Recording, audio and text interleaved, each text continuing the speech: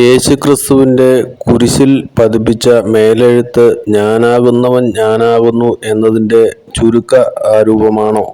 യോഹന്നാന്റെ സുവിശേഷം 19-ാം അധ്യായം 19-ാം വചനം. പീലാത്തോസ് ഒരു മേലെഴുത്തും എഴുതി ക്രൂശിന്മേൽ പതിപ്പിച്ചു. അതിൽ നസറായനായ യേശു യഹൂദന്മാരുടെ രാജാവ് എന്ന് എഴുതിയിരുന്നു. യേശുവിനെ ക്രൂശിച്ച സ്ഥലം നഗരത്തിന് സമീപമാകയാൽ അനേകം യഹൂദന്മാർ ഈ മേലെഴുത്ത് വായിച്ചു. അത് എബ്രായ, റോമ, യവന ഭാഷകളിൽ എഴുതിയിരുന്നു. യോഹന്നാന്റെ സുവിശേഷത്തിൽ പോന്തിയസ് പീലാത്തോസ് എഴുതിയത് അനുസരിച്ചുള്ള കുരിശിലെ ലിഖിതത്തിൽ IESVS നസാറേവ്സ് റെക്സ് ഇഡിയോറും എന്ന ലാറ്റിൻ പദമോ INRI എന്നതിന്റെ ചുരുക്കപ്പേരോ പ്രദർശിപ്പിച്ചിരിക്കുന്നു. ഏത് രൂപത്തിലാണ് ഇത് പ്രത്യക്ഷപ്പെട്ടതെന്ന് കൃത്യമായി അറിയില്ല. കൊയിനി ഗ്രീക്കിലും ബൈബിളിലെ ഹീബ്രു, അറാമിക് ഭാഷയിലും ഇതേ പദപ്രയോഗം അല്ലെങ്കിൽ ചുരുക്കെഴുത്ത് കുരിശിൽ പ്രത്യക്ഷപ്പെട്ടു. ഇത് യഹൂദന്മാരുടെ രാജാവായ നസറായനായ യേശു എന്നാണ്. എന്നിരുന്നാലും ഈ പദത്തിന്റെ എബ്രായ അക്ഷരമാലയിലേക്കുള്ള വിവർത്തനം വളരെ പ്രധാനമാണ്. അത് ബൈബിളിലെ ഹീബ്രു, അരാമിക് ഭാഷയിൽ ദൈവനാമം എന്ന് വായിക്കുന്നു.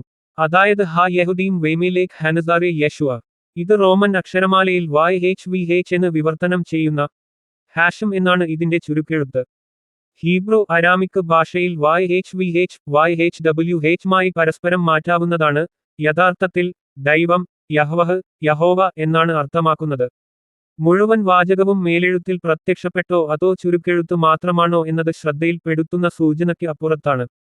കാൽവരിയിൽ ക്രൂശിക്കപ്പെട്ട യേശുവിനെ കണ്ടതിനാൽ യഹൂദന്മാർക്ക് ഈ ചുരുക്കപ്പേരിനെ തങ്ങളുടെ ദൈവിക ന്യായപ്രമാണമായ തോറയിൽ ഉള്ളത് എന്ന് തിരിച്ചറിഞ്ഞു.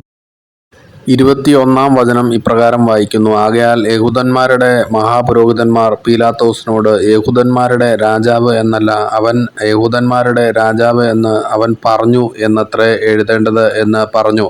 അതിന് പീലാത്തോസ്, ഞാൻ എഴുതിയത് എഴുതി എന്ന് ഉത്തരം പറഞ്ഞു.